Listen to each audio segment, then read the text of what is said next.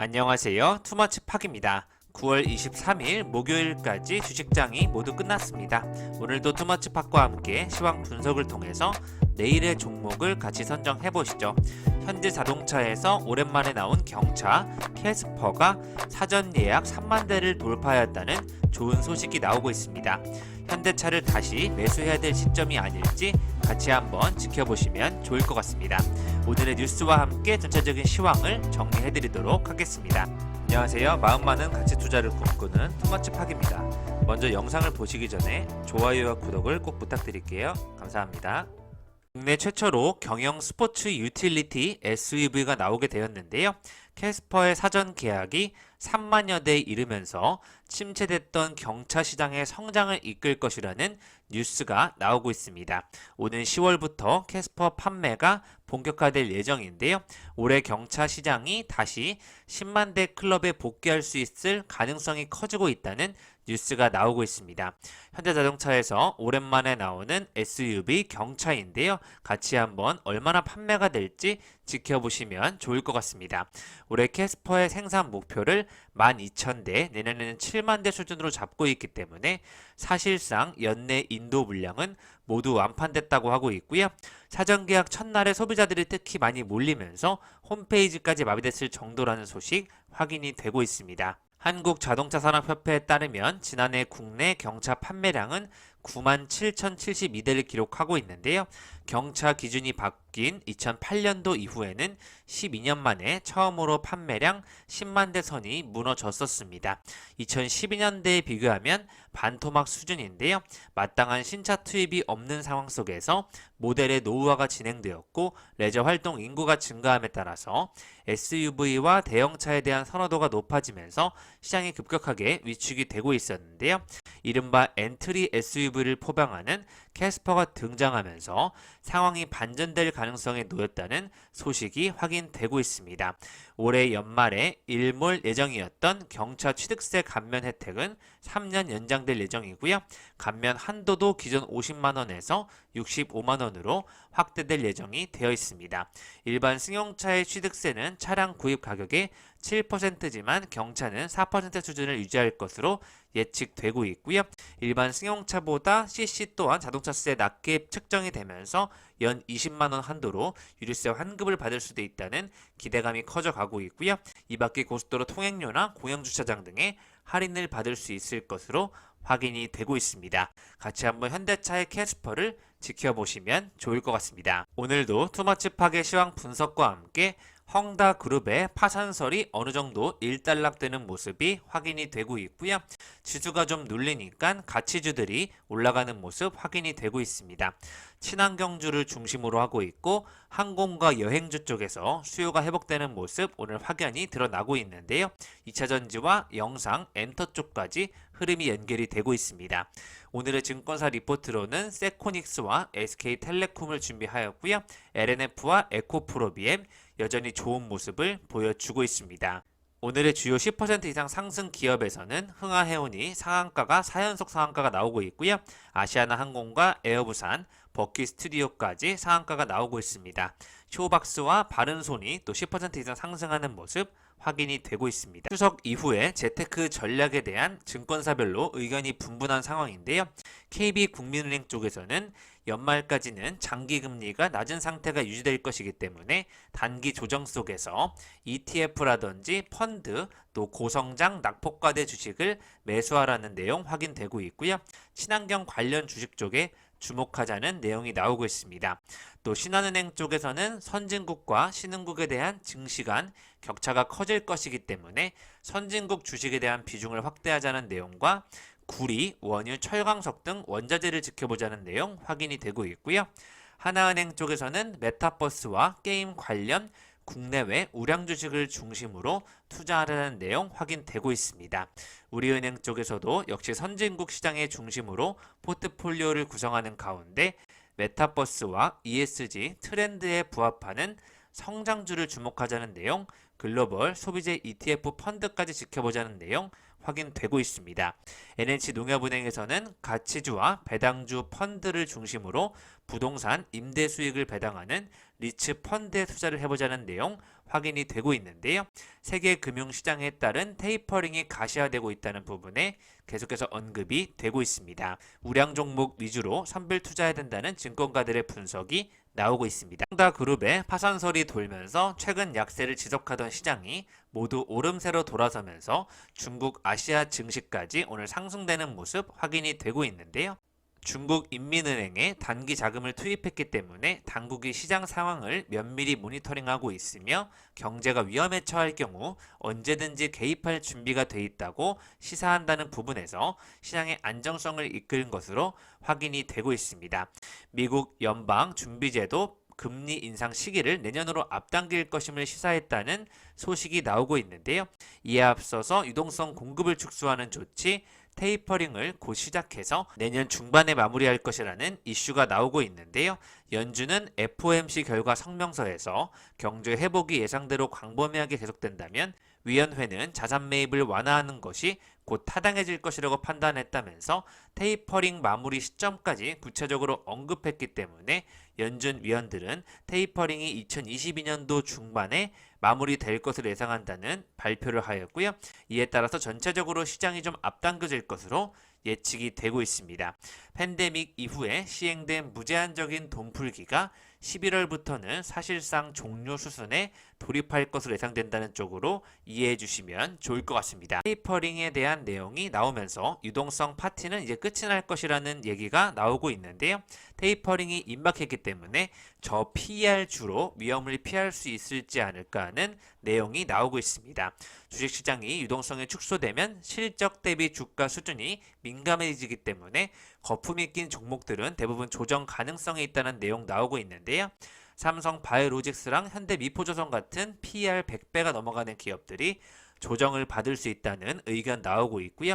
기아랑 현대차, 포스코 등 저평가를 받는 기업들 중점적으로 지켜보자는 내용 확인이 되고 있습니다. 상대적으로 PER이 낮은 DL, BNK 금융지주, 우리금융지주, HMM, GS 같은 기업들을 중점적으로 보시면 좋을 것 같습니다. 상승 테마를 살펴보시면 항공, 저가 항공사들이 올랐고 영화와 해운 쪽 2차전지 생산 관련주, 영상 콘텐츠와 엔터테인먼트 여행주가 올라가는 모습 확인이 되고 있고요.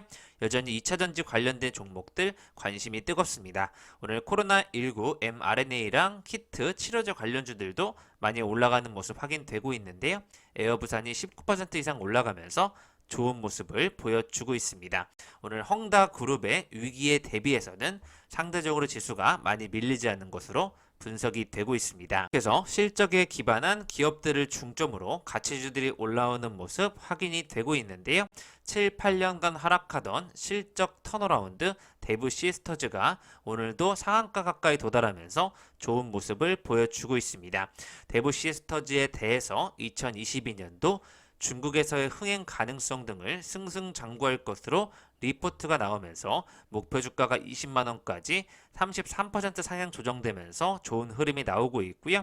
글로벌에 동시 출시된 데브 시스터즈의 대표 게임 쿠키런 킹덤이 미국 인기 순위 3위를 기록하면서 계속해서 매출 순위가 급상승하고 있다는 모습 확인이 되고 있습니다.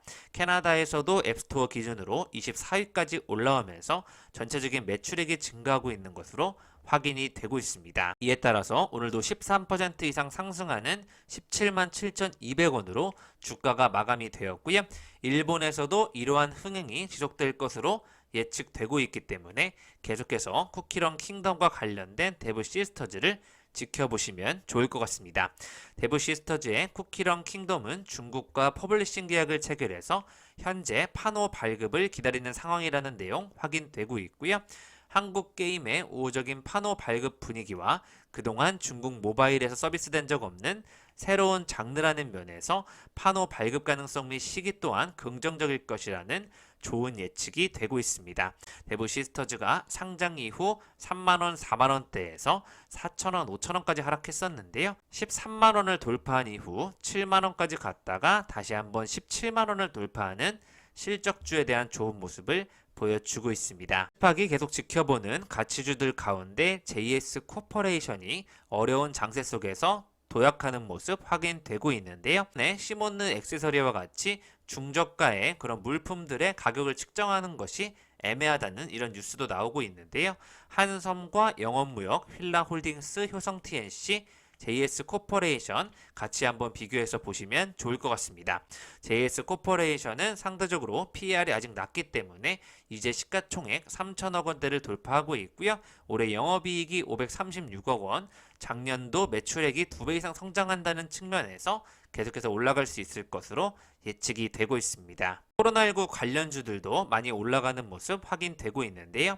팜젠 사이언스, 엑세스 바이오, 아이비 파마와 공동 개발한다는 소식으로 오늘 mRNA 바이오 시밀러 후보물질 관련된 종목들이 올라가는 모습 확인이 되고 있습니다. 팜젠 사이언스가 자회사 엑세스 바이오와 미국 아이비 파마와 코로나19 mRNA 백신 바이오 시밀러 공동 개발 계획을 발표하면서 주가가 급등하였고요. 이에 따라서 팜젠 사이언스는 상한가를 기록하였습니다. 오늘 또 진단 키트 쪽에서도 휴마시스가 25%, 바이오 리더스가 18% 이상 올라가는 모습 확인이 되고 있는데요. 업계에서는 mRNA 관련 특허 문제를 과연 사업성에 적용할 수 있을지에 대한 의문이 제기되는 부분도 확인이 되고 있습니다. 미국 뉴욕에서 정부가 주최한 한미 글로벌 백신 파트너십에 참석했던 엑세스 바이오가 또 아이비 파마와 함께 공동 개발 및 상업화에 관한 MOU를 체결했다는 소식으로 그 부분이 이제 막 반영되는 것으로 확인이 되고 있는데요. mRNA 코로나 백신 바이오 시밀러 후보 물질을 공동 개발한다는 부분 계속해서 지켜보시면 좋을 것 같습니다. 이후 바이오로직스라든지 한국 BNC, 한국 파마 등 코로나 관련 종목들 여전히 좋은 모습 보여주고 있는 것으로 확인이 되고 있는데요. 계속해서 실질적인 기술을 가지고 있는 종목이나 또 기업들이 큰 관심을 받는 종목 쪽으로 치우치지 않을까 예측이 되고 있습니다. 오늘 바이오톡스텍, 수젠텍, 랩지노믹스 같은 오래된 키트 종목들도 오랜만에 상승하는 모습 확인이 되고 있습니다. 또 말씀드린 대로 항공사와 무선 통신 서비스, 생명과학 도구 및 서비스, 화학 쪽과 석유와 가스 쪽, 가구와 건강관리 장비 제품 쪽으로 오늘 상승 테마가 형성이 되었고요. 계속해서 위드 코로나 시대 주식 투자 전략이 곳곳에서 확인이 되고 있습니다. 위드 코로나 시대의 뜰 업종으로는 여행 항공과 전시 공연 엔터 쪽, 백화점 편의점 쪽과 바이오 쪽과 음식료 주류, 전기전자 반도체 쪽을 중점적으로 보자는 내용 나오고 있고요. 게임이라든지 인터넷 철강, 여행 항공화학, 조선 해운화학 쪽은 매력이 떨어질 수 있다는 쪽의 의견도 같이 확인이 되고 있습니다. 게임주에 대한 하락 의견이 많이 나오는 이유는 외부 활동이 다시 증가하게 되면 게임주의 기대 수익률이 하락할 것이라는 전망이 나오고 있고요.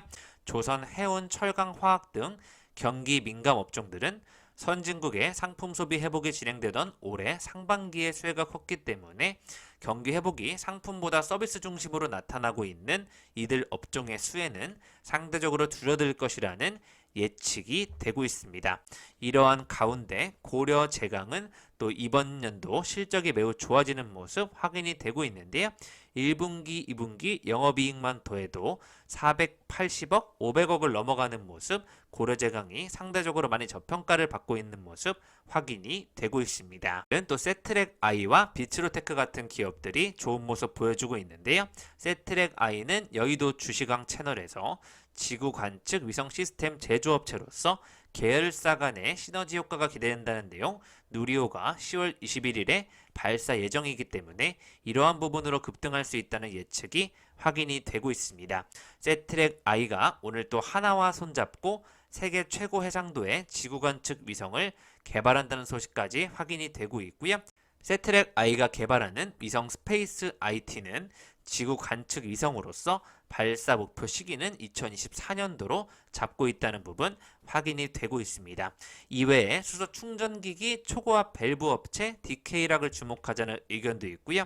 두산그룹 내 발전 설비, 건설 등 사업을 영위하는 원전 풍력 관련주 두산중공업을 지켜보자는 내용도 확인이 되고 있습니다. 주식 종목 초고수는 지금 살펴보시면 상위 1% 고수들은 유바이오로직스에 집중하고 있는 것으로 확인되고 있고요.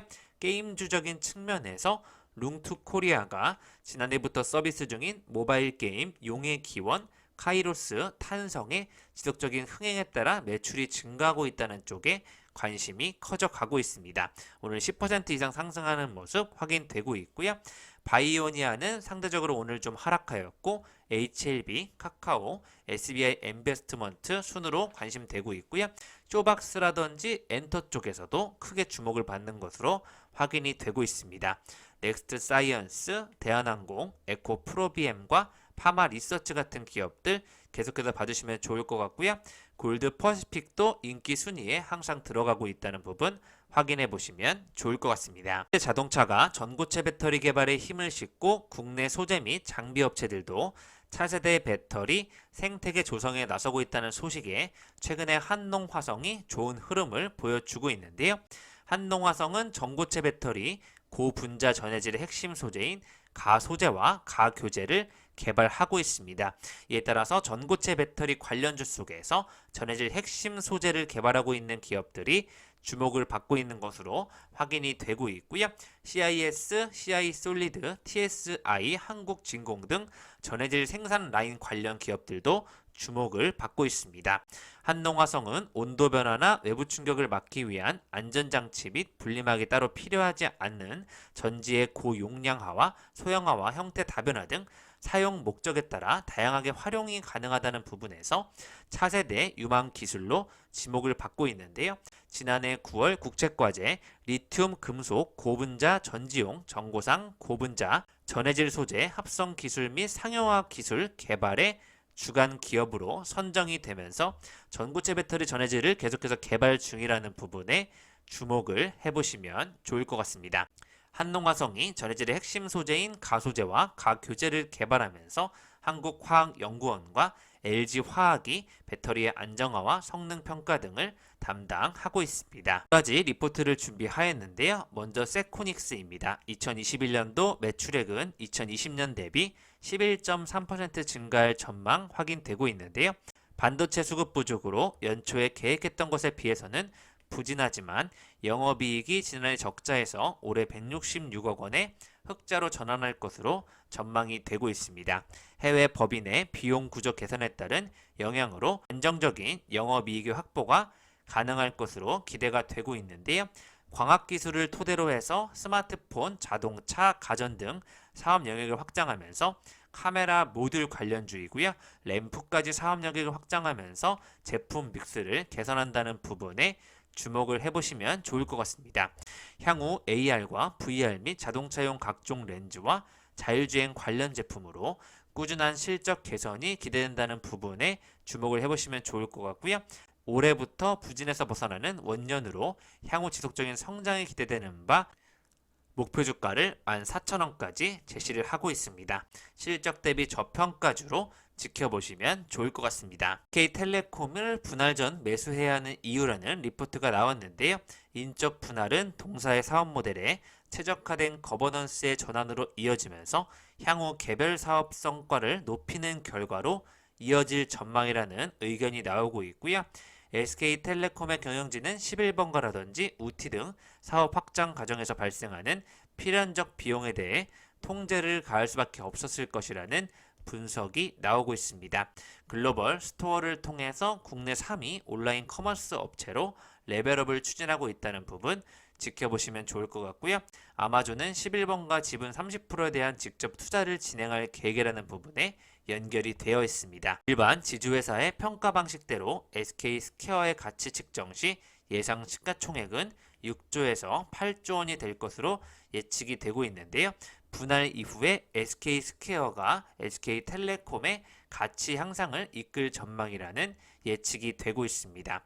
커머스 모빌리티 등 다양한 분야의 성과를 보여줄 것으로 예측이 되고 있고요. 이에 따라서 목표 주가를 37만원까지 지켜보자는 의견이 나오고 있습니다. 습하게 저평가 가치주인데요. 오늘 섹터에서는 석유 화학 쪽이 좋아 보이는 모습 속에서 효성화학을 가져와 보았습니다. 시가총액은 1조 2,776억 원대를 기록하고 있고요. 영업이익은 올해 2,664억 원을 예상하고 있습니다. PER 7배 정도가 예측되고 있는데요. 저평가 실적주에 증설 프리미엄을 더하자는 측면에서 대부분 리포트들이 57만 원까지는 지켜보자는 의견 확인이 되고 있습니다. 3분기에는 실적의 기대치를 밑돌았지만 4분기부터 난방 수요 증가로 LPG 가격 추가 반등에 전망이 기대된다는 부분으로 내후년까지는 탄력적인 실적 개선세가 이어질 것이라는 예측되고 있고요. 1조 5천억 원이 투입된 베트남 프로젝트의 캐펙스가 마무리된 가운데 투자가 제한됐던 사업 부문의 경쟁력 강화 등 움직임이 본격적으로 발생할 것이라는 여건 개선에 대한 의견이 확인되고 있습니다.